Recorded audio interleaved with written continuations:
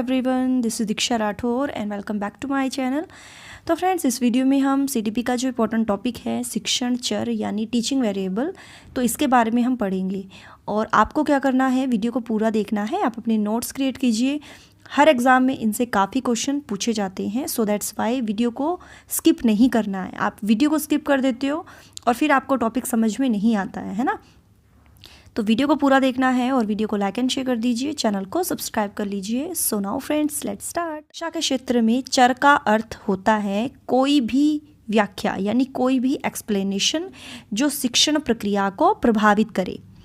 ठीक है डियर, देखिए शिक्षण के चर जो होते हैं ना, मतलब ऐसी चीज़ें इसमें इंक्लूड होती हैं या ऐसे तत्व जो शिक्षक को चलाने या एग्जीक्यूट करने के लिए या शिक्षण प्रक्रिया को सही तरीके से पूर्ण करने के लिए जो कोऑपरेशन दिया जाता है वो कहलाता है चर। ठीक है, या उस प्रक्रिया के लिए काम आता है शिक्षक के, वो चर कहलाते हैं। ठीक है डियर, तो शिक्षण के चर कहलाते हैं। तो ये कितने टाइप्स के होते हैं आपको एग्जाम में पूछा जा सकता है। तो ये 3 टाइप्स के होते हैं। ठीक है, 3 टाइप्स के होते हैं। कौन कौन से होते हैं? सबसे पहले हम बात करेंगे स्वतंत्र चर।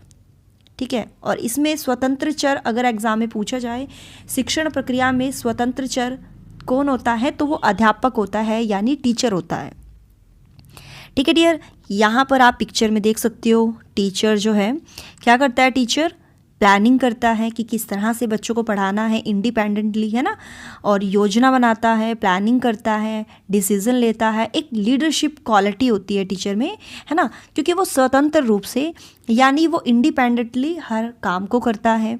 और वो क्या करता है, इंडिपेंडेंटली जो है विद्यार्थियों को अधिगम के अनुभव प्रदान करता है। और शिक्षण में शिक्षक ही जो है क्या करता है, मैंने अभी जस्ट आपको बताया है, प्लानिंग करता है कि भाई हमें लेसन प्लान क्रिएट करने हैं, किस तरह से बच्चों को टीच करना है और क्या करिकुलम क्रिएट करना है ना। लीडरशिप क्वालिटी, मतलब बच्चों में लीडर वही होता है ना। निर्णय का कार्य जो है वो टीचर का ही होता है, यानी वो स्वतंत्र होता है टीचर। ठीक है, तो ये होता है स्वतंत्र चर में, मतलब जो अध्यापक की भूमिका होती है डियर। आपको अच्छे से समझ लेना है स्वतंत्र चर कौन होता है। इसमें टीचर होता है, यानी शिक्षण व्यवस्था का जो है या शिक्षण कार्य का जो नियोजन है या प्लानिंग है वो शिक्षक के द्वारा कंप्लीट किया जाता है। इसीलिए इसको जो है हम शिक्षक को स्वतंत्र चर कहते हैं। ठीक है, शिक्षण में शिक्षक जो है क्या करता है, स्वतंत्र रूप से कार्य करता है। उसको पूरी स्वतंत्रता होती है ना, कि वो क्या करे, वो अपने टीचिंग वर्क को बिल्कुल प्रोसेस वाइज या एक प्लानिंग से जो है उसको सुचारू रूप से वो चलाए, है ना, सुव्यवस्थित तरीके से वो उसको चलाए। ठीक है, अगर एग्जाम में अब की बार पूछा जाए कि स्वतंत्र चर में कौन इंक्लूड होता है डियर, तो वो अध्यापक होता है। ठीक है, तो कंफ्यूज नहीं होना है। आगे अगर हम बात करें, दूसरा जो है वो है आश्रित चर। आश्रित चर यानी विद्यार्थी होता है, यानी डिपेंड कौन सा होता है, कौन सा चर है, तो वो विद्यार्थी होता है, क्योंकि विद्यार्थी जो है टीचर के ऊपर डिपेंड होते हैं, है ना। इसमें छात्र जो है शिक्षक पर आश्रित होते हैं यानी डिपेंड होते हैं। छात्र जो है शिक्षक के हिसाब से ही जो है वो एक्टिव होते हैं। अगर टीचर उनको मोटिवेशन दे रहा है तो बच्चे मोटिवेट होते हैं, है ना। शिक्षक द्वारा ही जो है समझाने के लिए या प्लानिंग करवाना या किस तरीके से उसको मैनेज करना है, व्यवस्था करवाना, है ना, तो ये सभी कार्य टीचर करता है। और बच्चे किस पर डिपेंड करते हैं, टीचर पर डिपेंड करते हैं, है ना। यही तो होता है ना, जो शिक्षण चर में जो आश्रित चर होता है विद्यार्थी, वो क्या होता है ना, टीचर के ऊपर तो डिपेंड होता है ना। तो वो विद्यार्थी जो है शिक्षण प्रक्रिया में आश्रित चर है, क्योंकि विद्यार्थी को टीचर पर डिपेंड रहना पड़ता है। टीचर उनको किस तरह से पढ़ाएगा, क्या क्या टीचिंग मेथड यूज़ करेगा, है ना। टीचर के द्वारा ही वो जो प्लानिंग होती है या मतलब जो भी टीचर लेसन प्लान क्रिएट करता है, जो भी टॉपिक वो पढ़ाता है, तो वो बच्चे वही पढ़ते हैं, यानी उसी के अनुसार कार्य करते हैं। तो आश्रित चर, तो टीचिंग प्रोसेस में आश्रित चर जो है वो कौन है, विद्यार्थी। ठीक है, मैं आपको पिक के माध्यम से आपको शो कर रही हूँ। ठीक है, तो आश्रित चर में विद्यार्थी जो होता है ये इंपॉर्टेंट होता है। ठीक है, आश्रित चर में विद्यार्थी। ठीक है, तो कंफ्यूज नहीं होना है डियर। आगे हम बढ़ते हैं। मध्यस्थ चर, मध्यस्थ होता है डियर जिसको हम कहते हैं एक मीडियम, यानी टीचर और स्टूडेंट के बीच में ठीक है, जो मीडियम होता है, मध्यस्थ होता है ना, जो बीच में होता है, वो होता है आपका शिक्षण सामग्री। मध्यस्थ यानी बीच में, यानी वह चर जो स्वतंत्र यानी टीचर और आश्रित चर यानी विद्यार्थी के बीच में होता है या एक्टिव होता है। तो शिक्षण के लिए प्रयोग किए जाने वाला ढंग, या हम कह सकते हैं मोटिवेशन भी हो सकता है, किस तरह से टीचर बच्चे को मोटिवेट कर रहा है, तो ये भी मध्यस्थ चर है। कंटेंट, वो भी मध्यस्थ चर है। करिकुलम क्या है बच्चों के लिए, वो भी एक मध्यस्थ चर है। ठीक है, और जो होता है करिकुलम, टीचिंग मेथड, जो भी वो बीच में लेके आता है उसको पढ़ाने के लिए, तो वो सभी जो है मध्यस्थ चर कहलाते हैं। यानी शिक्षण सामग्री भी हो सकती है वो, जैसे ग्लोब का यूज़ करना, ब्लैक बोर्ड का यूज़ करना, उनको शो करने के लिए ड्राइंग कराना, ड्राइंग में मतलब जो होती है ना कलरिंग, ये भी मध्यस्थ चर होता है।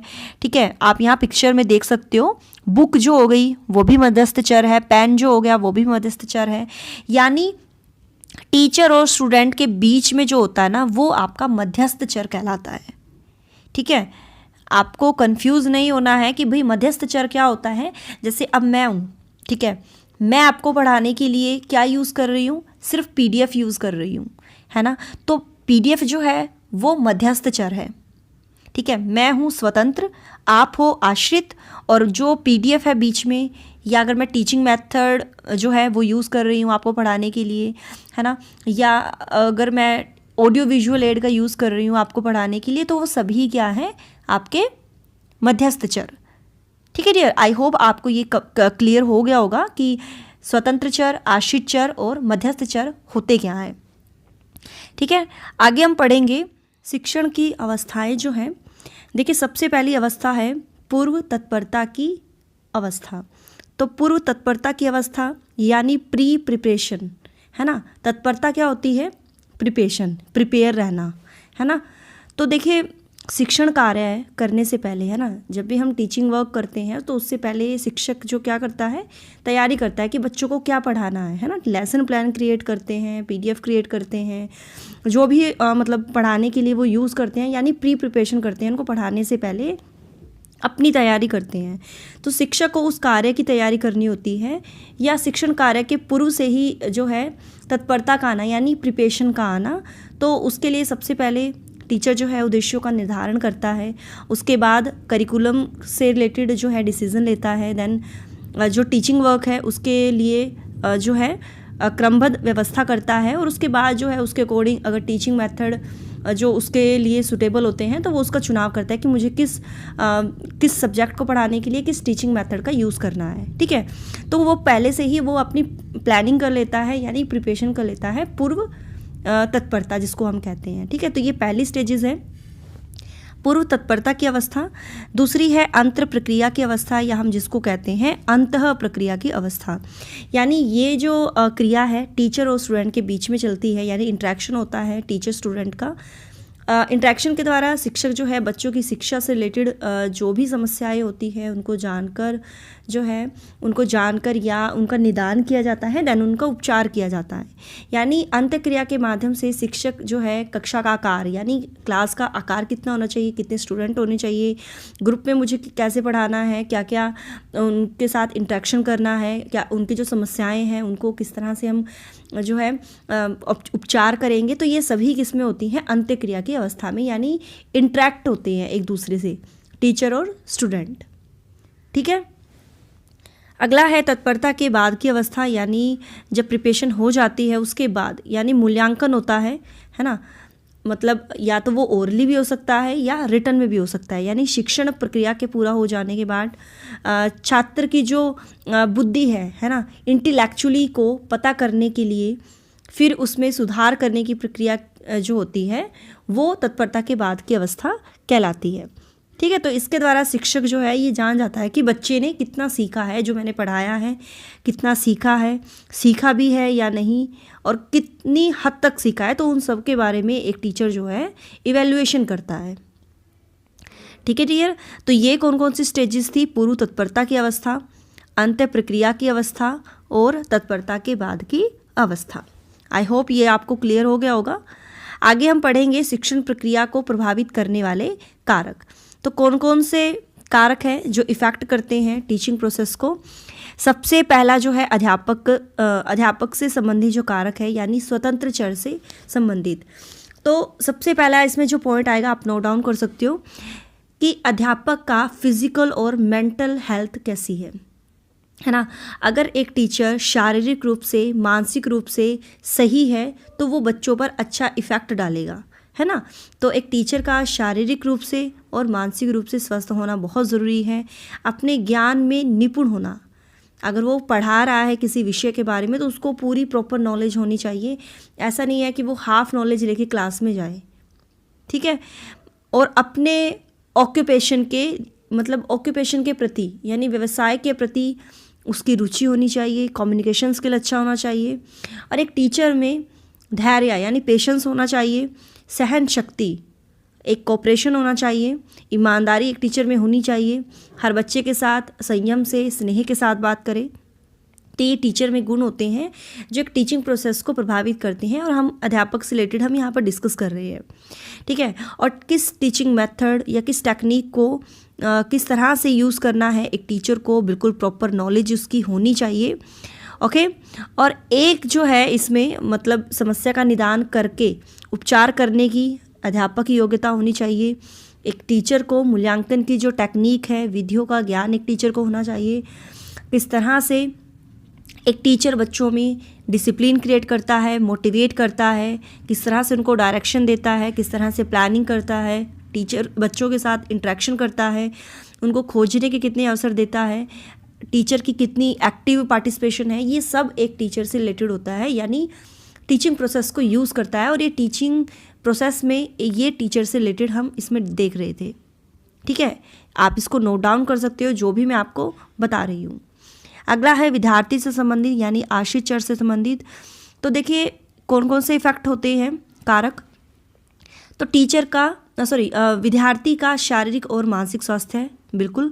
एक बच्चे का फिजिकल और मेंटल हेल्थ कैसी है तभी वो पढ़ पाएगा। और सीखने के प्रति तत्परता यानी वो प्रिपेयर कितना है सीखने के लिए। कहते हैं कि जब भी हम कुछ सीखते हैं तो उसके लिए हमें पहले प्रिपेयर होना पड़ता है ना। एक टीचर की जो है मतलब एक रुचि तो होती है कि वो अपने ज्ञान में निपुण हो, लेकिन एक बच्चे की भी रिस्पॉन्सिबिलिटी होती है कि वो उसको समझे, है ना, या वो उसको सीखने से पहले प्रिपेयर रहे, ठीक है।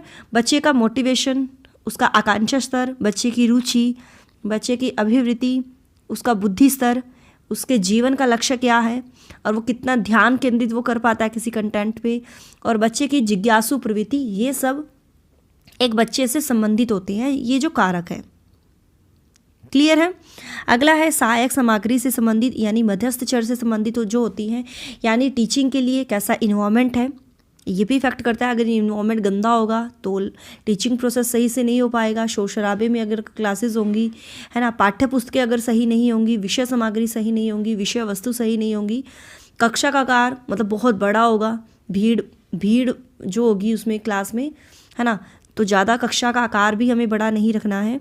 शिक्षण साधनों की बिल्कुल उपलब्धता हो यानी टीचिंग एड प्रॉपर हो, और वहाँ पर जो भी इक्विपमेंट होते हैं टीचिंग से रिलेटेड वो सभी वहाँ पर हों, और एक तरीके से जिस तरीके से हम मूल्यांकन करते हैं वो सभी जो टेक्निक होती है वो होनी चाहिए, क्योंकि ये इफेक्ट करता है एक टीचिंग प्रोसेस को, ठीक है। तो मैंने आपको क्लियरली बताया है अध्यापक से संबंधित, विद्यार्थी से संबंधित और सहायक सामग्री से संबंधित जो भी कारक हैं जो इफेक्ट करते हैं टीचिंग प्रोसेस को, वो मैंने आपको क्लियरली यहाँ पर बता दिए हैं।